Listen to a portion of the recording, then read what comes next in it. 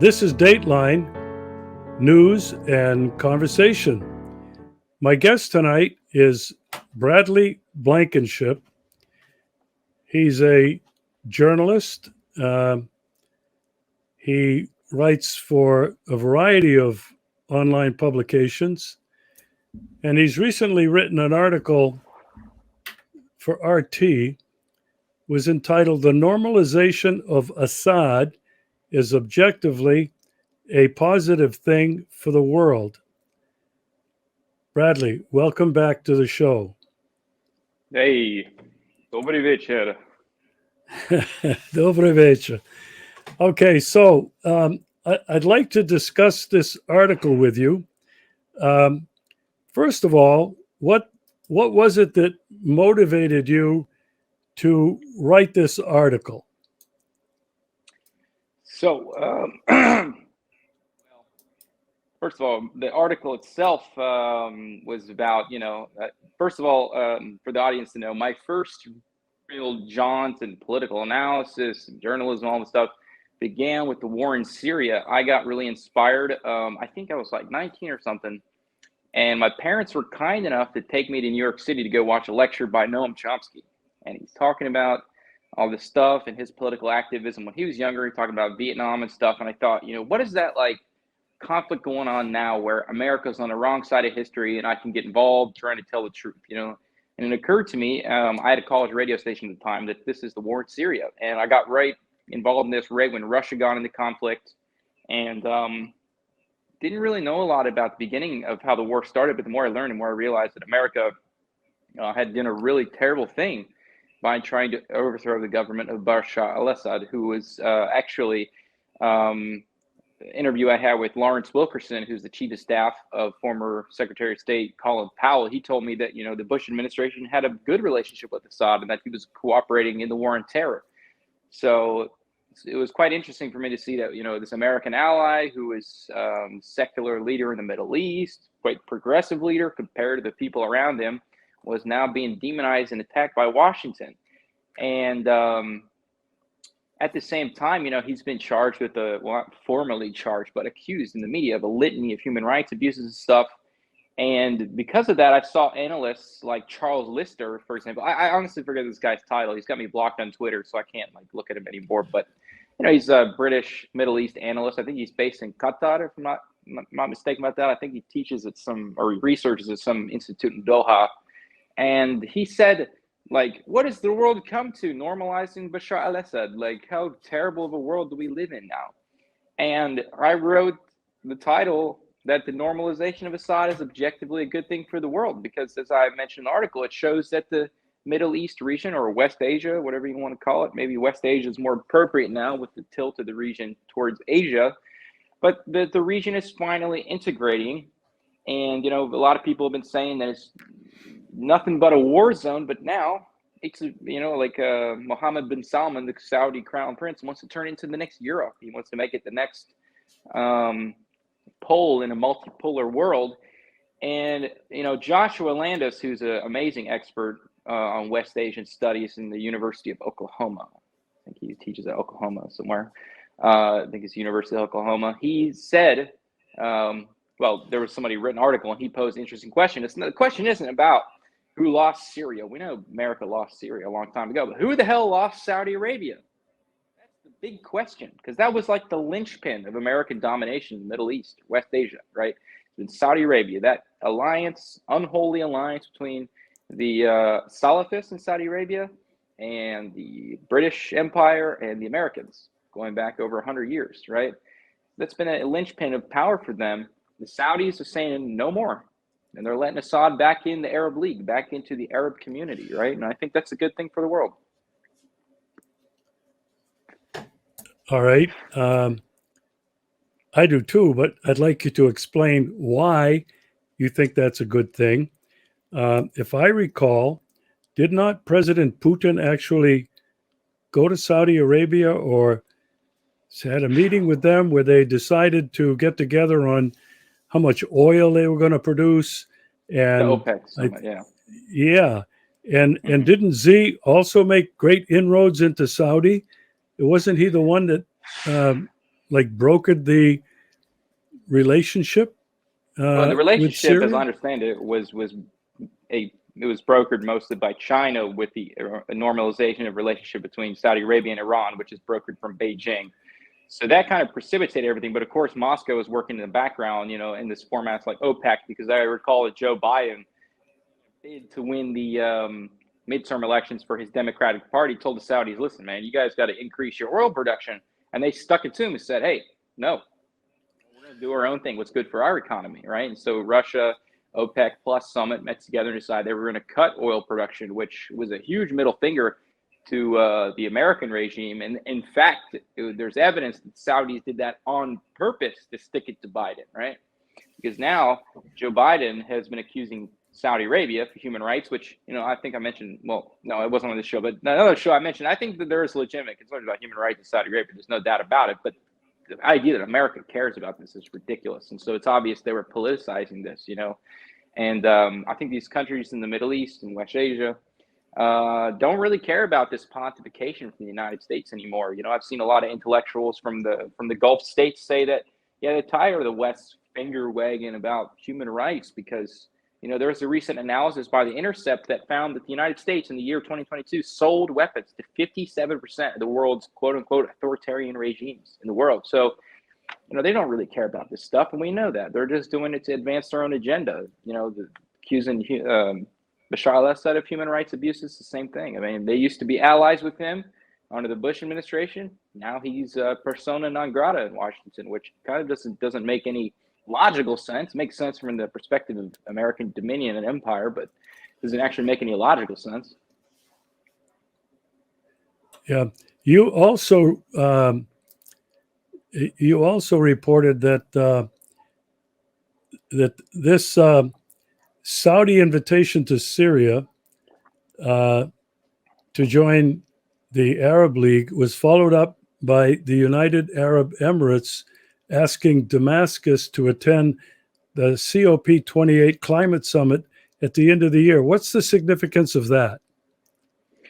Well, I think for the climate summit, it's obviously really important that every single country in the world has representation because climate change is a global issue, right? And so we need everybody to be at the table to agree on, what the world's going to do about climate change. We have to understand this is the most important issue with regard to organized human life on the planet. We need everybody at the table, right? So to exclude some countries on its face is just completely illogical. And I think the UAE and Saudi Arabia, other countries in West Asia are saying, listen, we need everybody at the table. We can't have these petty conflicts going around. We need everybody at the table. We need everybody to agree to things because if we don't, we can't organize properly. And the most important thing with climate change right now is to organize and come with a agreed upon structure and framework that we can all work towards to set realistic goals. And I think that it's also really important that the global South have an extremely important role in this because, let's take the example of India. A lot of countries, Western countries are telling India, listen, you guys got to ditch coal. But if you look at the historical emissions, which is much more important to understand the scope and impact of climate change in certain countries, it's undoubtedly, it has to do with the West. The West by far has the most climate greenhouse gas emissions from the beginning of the Industrial Revolution until now. You can't expect countries to ditch coal or other fossil fuels immediately because that would sacrifice human development. So we need all the global South countries to come together and have a framework that takes into account their specific conditions with regard to human development and also have realistic goals to cut emissions, So for these Western countries to wag the fingers at the global South is ridiculous. And that's why we need every country, including Syria, of course, involved in this. So I think that's the message from the UAE and also from Saudi Arabia, inviting Syria back into the Arab League, that, everybody's got to be on board for these formats or else it's just not going to work. Okay, well, that makes a lot of sense. But politically, what is happening with the Arab League, these Arab countries? Are they all pretty much on board? They're kind of fed up with the United States finger wagging, pressuring them. What does that mean for this balance of power in the Middle East? If you would have asked me that question a few years ago, I would have said no, that they don't all buy on board to this situation. But a lot has changed in the past 5 or 6 years. Certainly the past decade since the beginning of the Syrian conflict. It appeared to me that Saudi Arabia, sorry about that. Other countries in the Gulf were, buying into this sectarian division. Shia versus Sunnis, right? The Gulf states being the hub of Sunni Islam, and then Iran being the hub of Shia Islam. And they bought into this divide and conquer rule because they thought it was going to get them somewhere politically, geopolitically, with the United States backing them, selling them weapons and so on. And yet, the Saudis, for example, got involved in 2 quagmires in the Middle East. They got involved in Yemen and they got involved in Syria.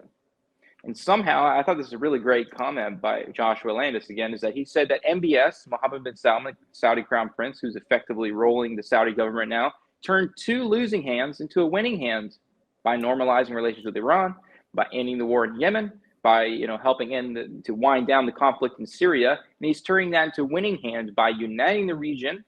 And it looks like Saudi Arabia, by the way, wants to be the leader of this movement. They want to be the Arab Mecca, right? They want to be the leader.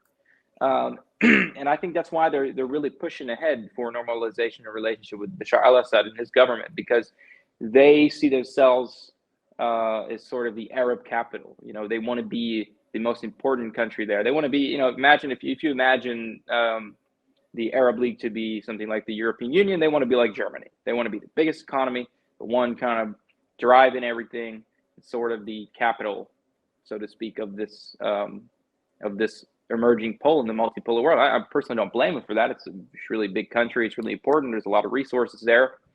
And it's, of course, in their best interest. I think they know, had a very tight relationship with the Americans. Now they got a good relationship with the Chinese. They also have a good relationship with the Russians. They also buy weapons from the Russians. They leverage these relationships, and they found that the best one was the one to the east, right? Chinese and the Russians. And not good for them, You can't really say anything. They're just pursuing their own interests. It's good for them. Yeah. What can you tell me about the remaining U.S. troops in Syria, in a very rich oil-producing section of Syria, and I understand grain? How is it that they can still stay there? And will this balance of power, this uniting of these Arab countries against the United States, force these troops out of there? Well, I hope it does. Here's the thing, is that, first of all, under an international law, these troops are illegally stationed there. They never got recognition from the UN-recognized government in Damascus to be there in the first place. So number one, it's against international law.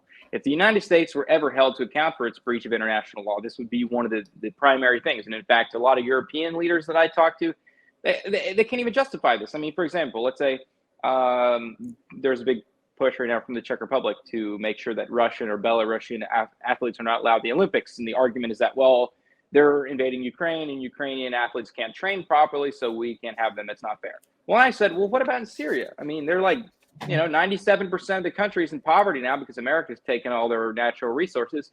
Why should American athletes be allowed to compete in the Olympics while Syrian athletes are struggling? And then the answer from them is, I mean, they have nothing. It's ridiculous. And people can see that this is ridiculous on its face. Number two, this is illegal under U.S. law. There is no troop authorization for them to be there. They are using the troop authorizations from the Bush administration, which stationed troops in the Middle East to fight terrorism or to fight Saddam Hussein. So Saddam Hussein's gone, so that we can't use that anymore. Now we got to fight against Al-Qaeda, right? The troops there are not fighting against Al-Qaeda. They're stationed there to actually fight against Iranian militants. But the U.S. Congress never issued a troop authorization for this. And in fact, Peter Ford, who was Obama's czar of the situation in Syria, even came out against this. And we had progressives in Congress, along with some right-wing people like Matt Gaetz, for example, came together. And they put a resolution in front of Congress, and it failed because there's too many neocons in Congress. But the legal framework of that resolution is sound. There is no truth authorization for them to be there. They are not allowed there under U.S. law. So this is a violation of U.S. domestic law. So it's illegal under international law. It's illegal under domestic law. And at the same time, it looks like everybody in the Middle East doesn't even want them there either. So I hope that it will lead to a situation where they get booted out of there. I mean, for example, there's troops right now in Iraq that are there illegally too. The Iraqi Congress votes every single year to kick them out, and they still stay. I mean, this is just an absolute gross violation of national sovereignty. And, I think when these Arab countries empower themselves, and also when Turkey gets involved, Moscow's working right now to normalize relationship between Syria and Turkey. That'll be basically the linchpin to get those troops out, because without Turkey's support, the logistical support through the Turkish border, these troops couldn't even be there to begin with. I mean, they'd have no supply lines or anything. Also, Jordan, there's another station of troops. So there's the troops in the northeast in the oil-rich part, and then there's another contingent of American troops stationed at Al Tamf on the border with Jordan. When Jordan, which is another American ally, decides that they don't want to support the Americans anymore, which I think is more likely by the day, they'll have no logistical support. They couldn't even house or feed their troops. And I think at that point, it's an impossible feat, and they'd have to leave. So I think that it's quite inevitable that they will leave. The question for the United States is going to be this. Once Syria reintegrates into the Arab League, people start to trade with them again. They have two options, right? As far as I see it. Are they going to abandon the sanctions on Syria, which are right now impoverishing 97% of Syrians? Disgusting violation of human rights, completely against international law. It's extraordinary what they're doing. So they can either abandon these, which are deeply unpopular. I would wager to bet if you took a poll right now, most Americans wouldn't even support this. It just doesn't make sense. Number two, are they going to start penalizing the countries that trade with Syria for sanctions violations, which that would immediately isolate Washington in the Middle East? I mean, we would see that there would be no more American influence whatsoever in West Asia. I mean, it would be done, right? So that's really the situation the Americans are in. And I think it's a lose-lose situation either way. And I think they ought to just get the troops out now while they can still save face. That's my opinion. I think that, that could be a thing. But the reason why Biden might not do it is to avoid another Afghanistan withdrawal situation. I mean, can you imagine the headlines if it says, oh, yeah, Joe Biden screwed up again in Syria, left all the troops? Because imagine this. Turkey then invades Syria and decimates the Kurds. That will be another example of Joe Biden screwing over his allies, right? So that's the importance, by the way, of the negotiations between Moscow, Ankara, and Damascus to make sure that Turkey doesn't go into Syria and respects Syria's sovereignty, doesn't decimate the Kurdish population there. And I guarantee you there's going to be some kind of agreement about handing over Kurdish terrorists to Turkey. That will most likely be something that is dealt with between these three parties. So that's another important question, I think, moving forward. Okay. What does this do, this change in the balance of power in the Middle East to Israel? Are they getting nervous? That's a tough question, I have to say. So, I mean, I think from a military perspective, Israel far and away, well, maybe not compared to Turkey, because Turkey also has one of the most powerful militaries in the world in terms of conventional strength, and it's also a member of NATO. But I don't think Turkey is going to go to war with Israel. But I think that definitely Israel is a little bit worried. But when we talk about non-conventional weapons, Israel is the only nuclear state in the Middle East, and they also have the so-called Samson policy, right, where if there is a threat to Israeli sovereignty, they will just destroy everyone. That's the biblical hero Samson, right, who destroyed the temple when all the people were killing him. This is their official policy. They have nuclear weapons. We know that. So from that perspective, I think that Israel has quite significant amount of leverage on other countries. I think that this normalization relationship between Saudi Arabia and Iran makes Israel jealous, because they're thinking, oh, is there going to be some kind of non-Jewish coalition against Israel? But I think that the reality is that the Gulf states and most Middle East countries, besides maybe Lebanon and Syria, have pretty much abandoned Palestine outright, and they don't really care about this issue anymore. And I have to say that most likely probably Palestinian Authority officials don't even really believe in their cause anymore, because it's actually quite corrupt there. according to people that I've heard who've been there and talked to a lot of leaders and stuff, and also talking to Palestinians on the ground. So I think in some respect, given how deeply fascistic and paranoid the Israeli regime is, yeah, certainly they're like worried about it. But I think that there will be, more normalization of relationship between Israel and other Middle East countries moving forward. And I hope that they can all get along and something will be made of this, But it's a bit hard to tell, right? Because this Likud regime is very unpredictable. All right, let's talk about the geopolitical landscape, looking at it from a global perspective. Major changes happening, Russia and China driving this movement towards a multipolar world. China's one bridge, one road it really has got to go through Ukraine and through the Middle East. And so China, it would appear to me, is very invested in brokering peace, removing the conflict and the chaos from the Middle East. And Russia has the same interest, although Russia is not driving that part of it, but Russia too is investing in the Middle East, in other parts of the world. What are your thoughts on what I think really is a tsunami that is occurring on the geopolitical level and very quickly? What are your thoughts on that, Bradley?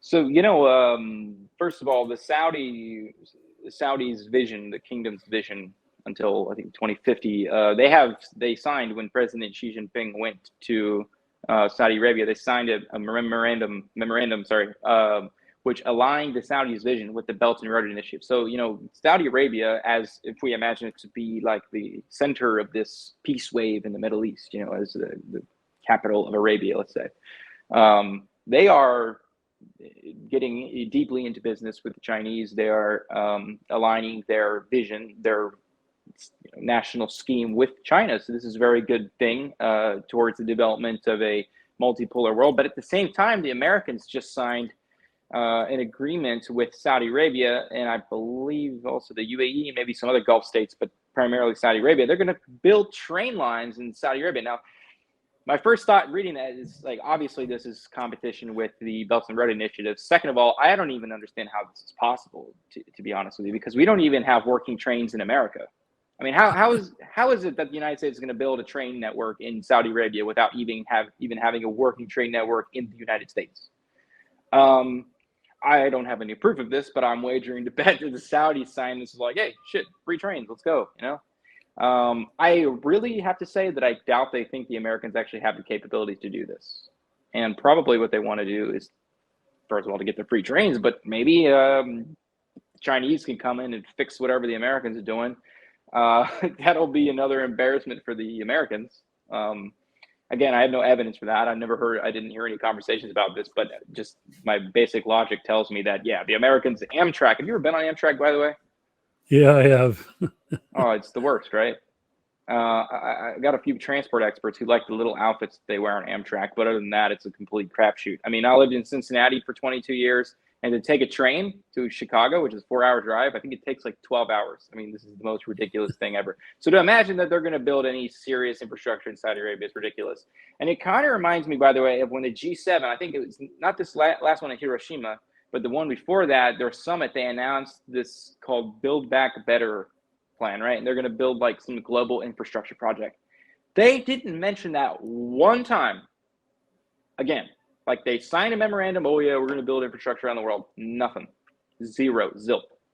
And I think it might be the same case with this infrastructure plan in the Middle East. I think it's going to be a bunch of nothing. Like they're going to sign an agreement, say, yeah, we're going to do it, and they're not going to do it. And then the Chinese are going to come in and be like, we actually will do it. We have the capability to do it. We've done it in our country. We've done it in many other countries. In fact, we'll just do it now.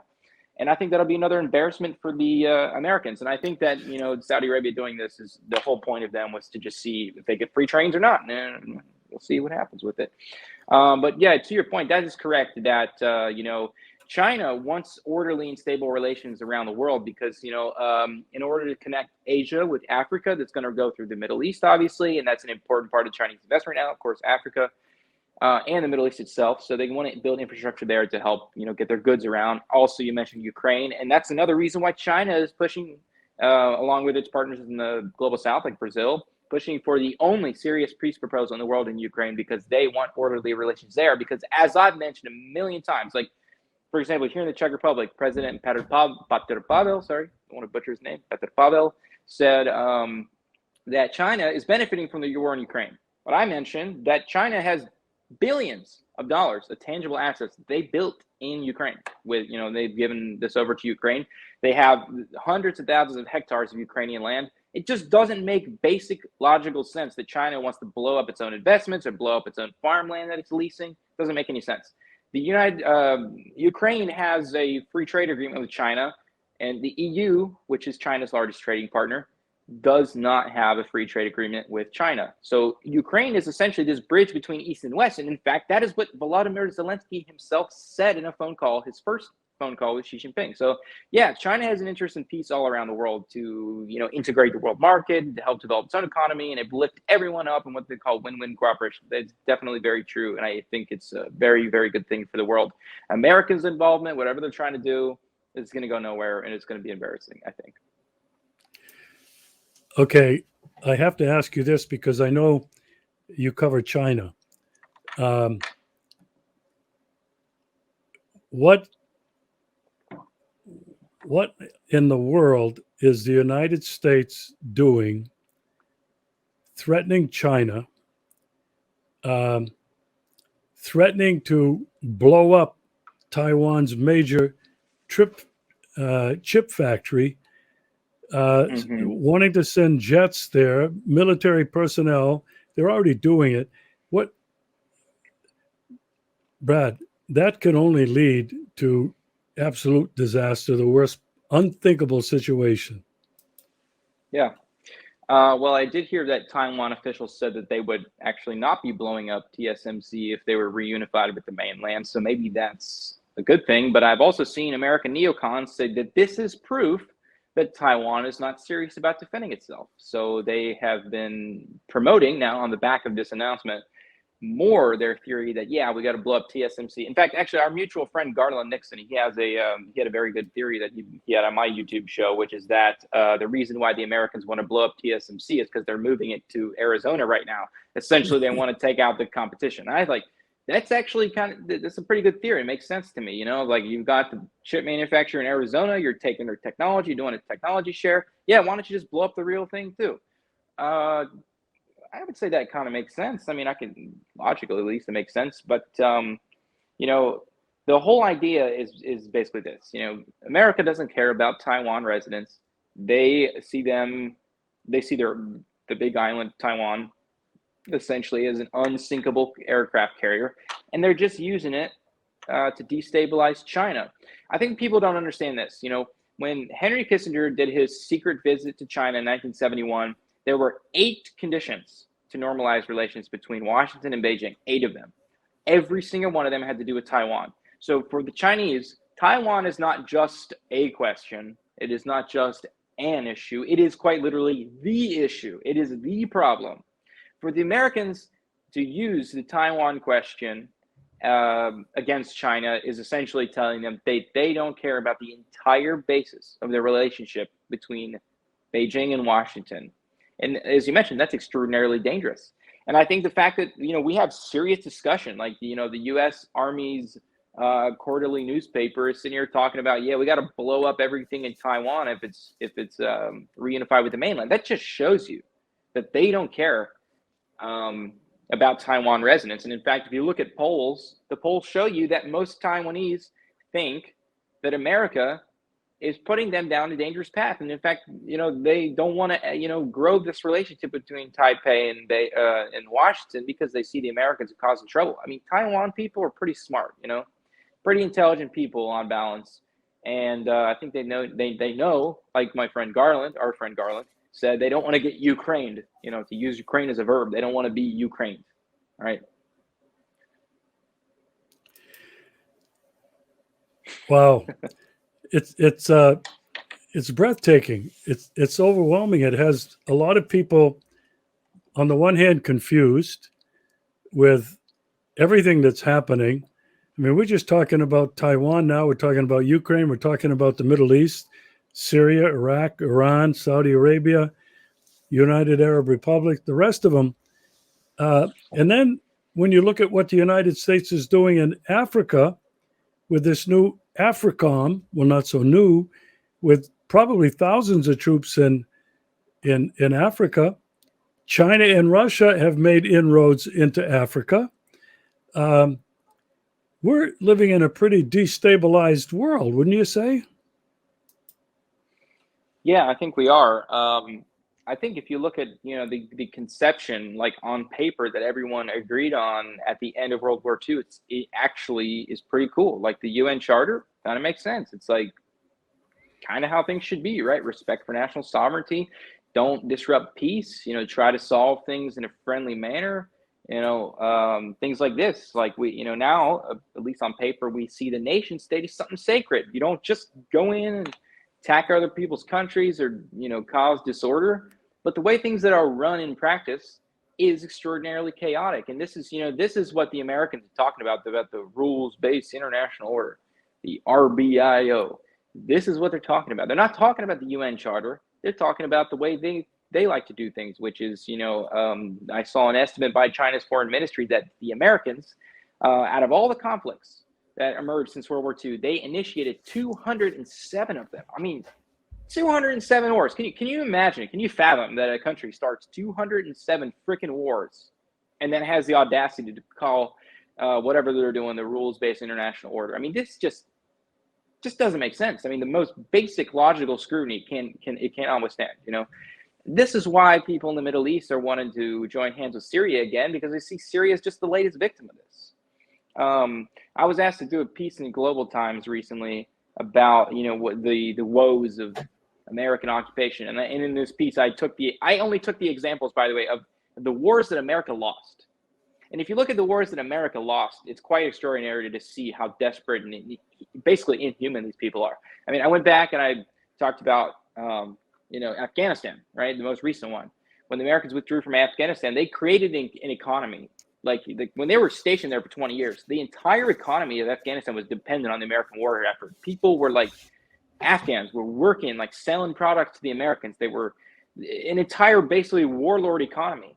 And instead of trying to rebuild this economy and actually provide employment for people that it wasn't based on their war effort, they just abandoned them and destroyed the economy. Now, something like 91% of people spend all their money on food in Afghanistan right now. And then the U.S. took their national bank assets in New York, starving these people.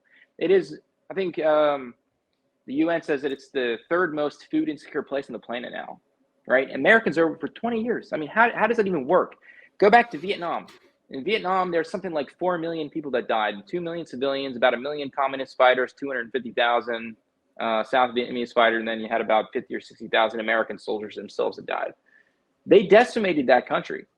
And not only did they decimate Vietnam, commit essentially a genocide there, in Laos, which wasn't even officially part of the war, they dropped so much ordnance there that it was about double the entire World War II campaign in the Pacific and in Europe. This is the most bombed country per capita in human history.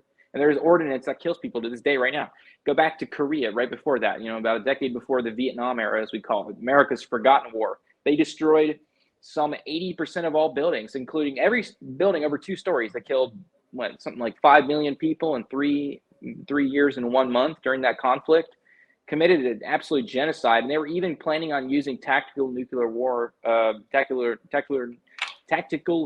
weapons on the border with the Soviet Union and China. I mean, they were going to resort to this. This was serious discussions. I mean, what an absolutely genocidal regime. And then you take Syria. I guess they're technically on the ground there now, but this is something of a proxy war. But now that country has 97% poverty, right?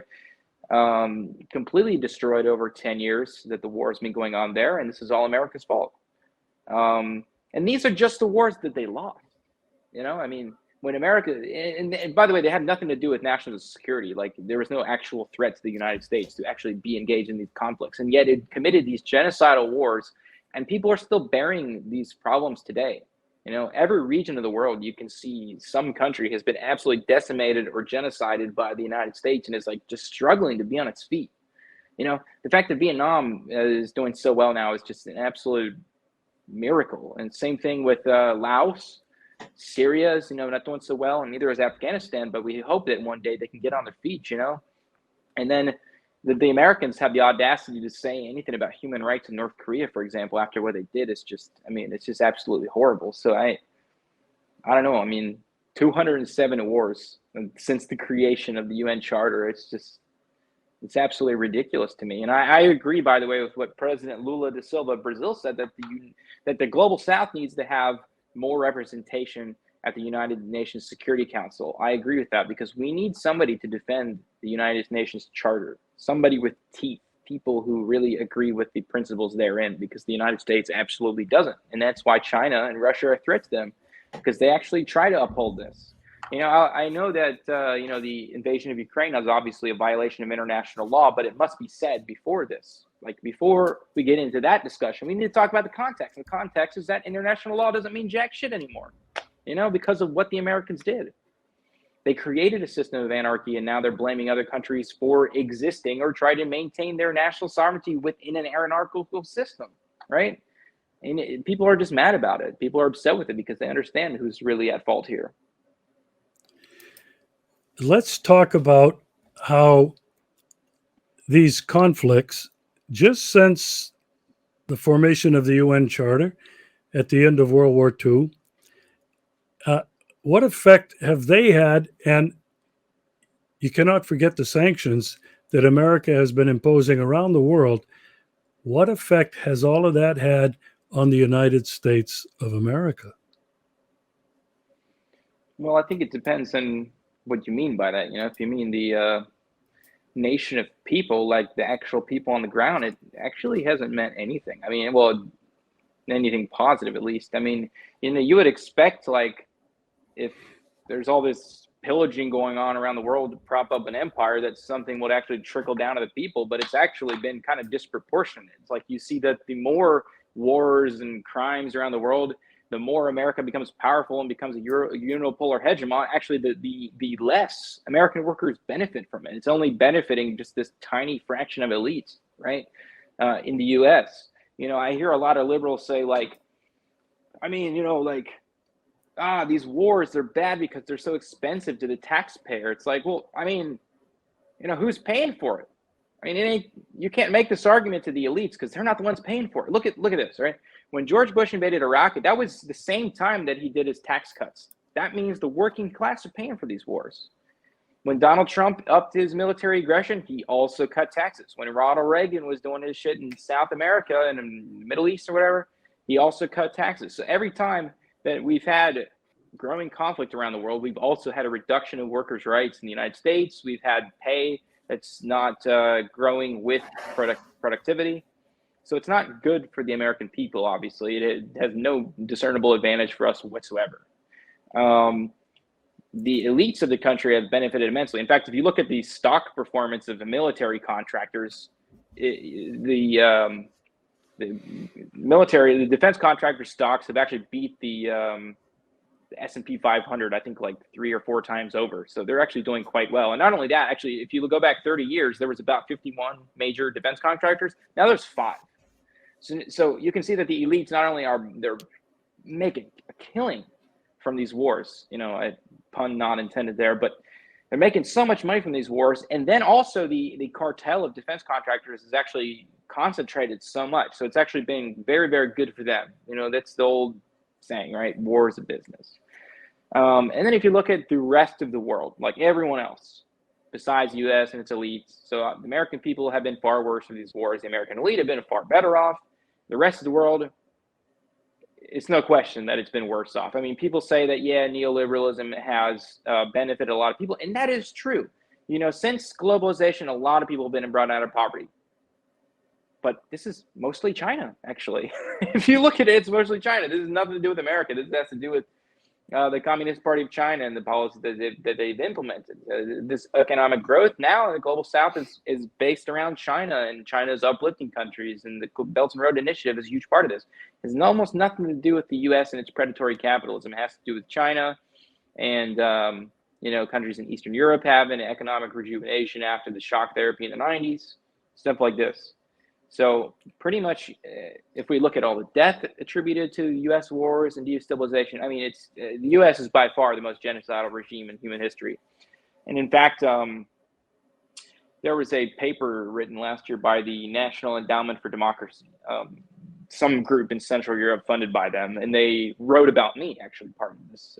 And they called me a self-proclaimed political analyst. So I actually emailed the author of this study and had a little bit of a conversation with them. I'm like, you do know that this idea of self-proclaimed is like not true. Like that would mean that the definition is something like an expert who claims to be an expert, but it's not verifiable or anything. I was like, I have degrees, this is like public record, in fact. And I even explained to them how a journalist would go about finding this information. I'm like, oh yeah, sorry, I won't do it again. But your affiliation with genocidal regimes is not good. I was like, hello, you're paid by the United States government. How dare you talk about this? I mean, you just this deluded, man. Yeah. Sorry, I kind of went on a tangent there because I just had this email exchange earlier today. But yeah, I mean, the U.S. is just the most sadistic and horrible regime in history, and I think it's without question. And I honestly think that the propaganda that's pushed to people that believe in America, who believe in this Amerikanskaya Michta, these people, like this would make Hitler blush. The propaganda, the absolute just wave of propaganda. There's a lot of people in the world who think America is a force for good, but there's also a lot of stupid people in the world too, right? So. Well, I want to just add something in terms of the effect of all these wars on the American military. I have to tell you, it's been devastating. You can look at three things, really. They're having a terrible time recruiting. Nobody wants to join. They've lowered the standards. You don't even have to have a high school degree anymore. You can be fat and not be able to do the basic physical work that is required and has been required to become a member of the United States military. They have allowed, and this is not a personal statement or judgment of mine, but LGBTQ into the military. Do you know what that's done to all these career military type A guys, these macho guys? It's driven them crazy. I know this from firsthand. I have two boys that are in the military. One of them now is out on a medical disability. He fought in Afghanistan, and he's a Green Beret. And he told me that when Biden pulled the troops and everybody else out of Afghanistan, but left all that equipment, he said, we felt so betrayed. He said, I lost good friends there for what? We were told we were going there to liberate the country, freedom and democracy, blah, blah, blah, blah, blah. And so, crap. Yeah, and many in the military, he tells me, have realized that. A lot of Green Berets who are close to 20-year retirement have quit. The morale, and I want to add one more thing, the COVID mandate. There's more guys that quit, thousands who quit, thousands of others who got fake certificates. The people in the military now are believing they were betrayed. We do not have the strongest fighting force in the world anymore. Out of those 207 wars we've been in. About this, actually, exactly like this. That's a really good point about the America being a paper tiger, as Mao Zedong called it, because that's a great point about the morale of the U.S. troops. Not only that, like I got a lot of friends with PTSD who can't get help through the VA, right? A lot of these people are extraordinarily violent now because they committed these crimes and they turn into warriors. Now they can't get back into normal life. The Americans just leave their veterans on the streets. I'm sure you probably had more experience seeing that during Vietnam. But I knew some veterans from, for example, one of my friends who was in Iraq, he was in Fallujah, he's a Marine, and he talked about that guy, al-Baghdadi, the leader of ISIS, he captured him and then he was ordered to let him go. They committed a lot of crimes there and he feels terrible about it. I got a lot of friends with PTSD, like you mentioned. This is horrible. I think one thing that people don't understand right now about U.S. military capability is that, the Americans have this massive budget, right? They spend $800 billion per year on the military, but we're getting gouged so much in prices. Like if you actually look at the expenditures, you can find examples of like military contractors charging the federal government like $150 for a freaking hammer. I mean, this is an absolute slush fund for corporations, and it does not actually translate into military capability. Look at the fact that Russia just destroyed America's Patriot missile system, right? Anti-missile system in Ukraine. They're so far behind on technology, and the Chinese and the Russians actually have quite decent technology because they're not as corrupt as America is. And I think a lot of people need to realize that if there was a war between America and China, China probably would win that war, and there could actually be significant damage to mainland United States.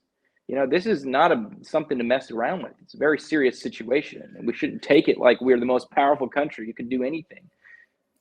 Yeah, I just read where China did 20 some different war game scenarios, destroying the entire fleet. They won, aircraft carrier.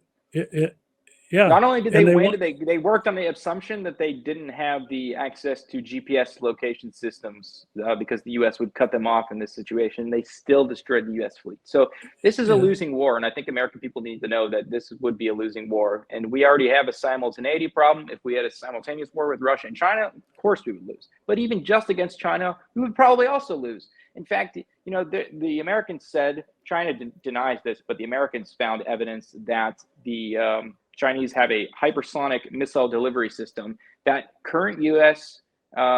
Missile defense systems can't even touch. You know, it's too erratic in the sky. We can't do anything. And the General Mark Milley called it a Sputnik moment, where the Chinese technology outclasses our own. So I think that the Americans really need to think seriously about this and understand that this is not a winning war. I also wanted to say something else to your point about the morale with the troops, but also not only with our diplomatic corps.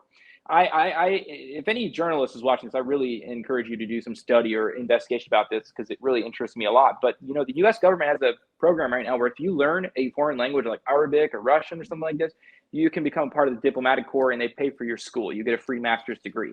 But every single person who's ever done this program that I talked to has told me that when they learn a language, so like when you learn a foreign language, you become assimilated to that culture and you learn things, right? Every single one of the people I've ever talked to that did this program ends up becoming anti-American and does not join the diplomatic corps. They get a free master's degree, now they speak the language, and then they just leave the United States and they never come back. I mean, that's because the evidence is so overwhelming that America is not a force for good that it's just in your face and it's hard to deny. Yeah. And now we have diplomats that don't speak Chinese who are talking about China, or we have diplomats that don't speak Russian or are talking about Russia. And this is the most basic thing that you need to be able to engage with these countries. So we have a very unextraordinary military, very unextraordinary diplomatic corps. And these people are not, you know, very smart, and they're not experts in their field. They don't actually know what they're doing, you know, and they just hire anybody who agrees with them. And now we have a problem with groupthink, and it's just the whole thing. Yeah. You know, you mentioned hypersonic missiles that China had. Russia's had them for years, and Russia has boasted about this, and Russia has used them in Ukraine. So they have this technology. As a matter of fact, when you talk about losing a war against China, the United States and NATO has lost this war in Ukraine. They pumped in, the United States alone, $140 billion in weapons and cash. And God knows how much the European Union has pumped in there. So it's a couple $100 billion for sure. And they're not winning this thing. As a matter of fact, there's an election coming up in the United States. I don't know if Biden is going to want to run, or he does want to run, or he will, or they'll let him. Oh, he already announced, but this is going to be a huge issue in the United States. And, you know, you talk about the effects of this war and sanctions. Europe has suffered tremendously. Inflation is you live there. Inflation's out of sight. Immigration is out of control. Corporations are closing, talking about moving to the United States, for God's sake. You know, Europe is a basket case, and they still don't realize that the United States did this to them. I don't live in the States anymore. You don't either, but we certainly have contacts. The price of gas is out of sight. Some people can't afford it anymore. Housing is out of sight. The economy they're talking about a major default. $34 trillion in debt, no way to pay it back. This is not sustainable. So in my opinion, the United States is an empire in free fall. And I think the strategy of Russia and China, and I'd like your opinion on this, I don't think they want to see the United States destroyed. It's too big and valuable of an economy and rich in resources. I think they'd like to see it not crash, but a soft landing, hoping that some crazy Dr. Strangelove doesn't decide they've lost and then push the button. What are your thoughts on that? Well, I think that's wishful thinking, because I think the Americans have demonstrated time and time again that they will push that button and they will be that Dr. Strangelove. I mean, they are the only country in history to use weapons of mass destruction in live combat. They did that in Hiroshima, which was the site of the recent G7 summit. And I'm quite aghast that nobody was able to mention this. They laid wreaths down, commemorating the fact that it happened, but they used passive language, said the bomb was dropped. Well, who was the drop by? Who knows? The Americans are certainly crazy enough to do that, and I think that the United States is a very, very serious threat to all of humanity. If it's left up to America to decide, I don't think they'll go down gracefully, and I don't think there'll be a soft landing. And the rest of the world wants that too. The thing is that people don't understand. I can see that Russia definitely has an interest in dividing the West. That's true, because Russia has a bit of a different way of thinking. China, on the other hand, actually really, really, really wants there to be order in the United States. And for quite some time, China, including Chinese media as well, was very restrained in the way they talk about the United States, and still are in some ways, in my experience, very restrained about the way they talk about the United States. You will never see, for example, China trying to export revolution to the United States or prop up any kind of political revolutionaries in any serious sense. More or less, the way they criticize the United States is on the way it interferes with China or other countries that it has tight relations with. But for the most part, China doesn't engage in this kind of down in the dirt way. And in fact, in my opinion, China is the only major country that is really making a serious effort to maintain the financial and trade economic status quo, because that status quo has been enormously beneficial to China, right? So the rules under the WTO and the United Nations benefit China, and that is not because of any kind of bias towards China. That's just because China is leveraging its people, its technology, and its economic model to advance itself in a peaceful way. And it's done so, ever since at least the late 70s. So for over 40 years, China has seen immense economic growth just by playing by the rules, not getting into anybody's business. America has been quite the opposite, and your question about whether or not the U.S. will have a soft landing or not, I just, a lot of people point to the fall of the British Empire as an example for what could happen to the United States. That, Britain was at the top of the world, and then it went down, and it essentially outsourced its empire to the United States. The United States took it over. So in exchange for the Lend-Lease program, where the U.S. lent and leased weapons to Britain to fight World War II, it paid for that with essentially handing over its empire to the Americans. That, to me, is not a model that can work, right? Because who would the Americans lop off their empire to? There's nobody. Like, do you think China wants to rule the world? Of course they don't. They see that it's actually unreasonable, and it's quite silly to even try to do that. Nobody can fathomably do that in a modern world. So I don't think that this is a good example, and I certainly don't think there's much to draw from it in terms of where things are going moving forward. I think history is a good lesson, but in this case, perhaps it's not the best lesson. And I don't think that the U.S. is a rational actor, and I don't think that they have peace in the front of their mind or anything. And I also think, and I thought for a long time, that if there ever was some kind of revolution in the United States that would upend the regime in Washington, that they would definitely use weapons of mass destruction on their own citizens as well. And I think this is a very serious problem that people should be talking about more. Well, Brad, I can't thank you enough for coming on the show. Incredibly insightful, articulate. So we'll look forward to having you back again. Thanks so much. Yeah, thanks for having me on. I'll see you around, and yeah, hope you get better weather in Krim.